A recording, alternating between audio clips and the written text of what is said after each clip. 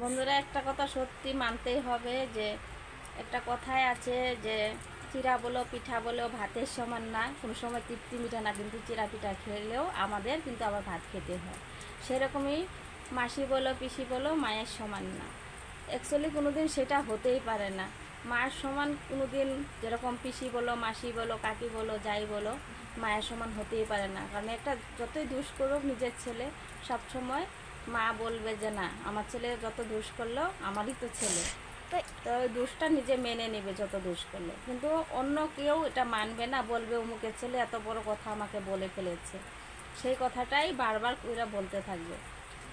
আর মায়ের ওইটা অভিমান করে কিন্তু কোনো দিন থাকতে পারে না, সব সময় যতই দোষ করুক তবুও বুকে আগলিয়ে রাখবে ছেলেদের। মা আছে তারা কোনো দিনও কিন্তু সেই অভাবটা বুঝতে পারে না। যাদের মা নেই তারাই বুঝতে পারে যে মা না থাকাটা কতটাই কষ্ট।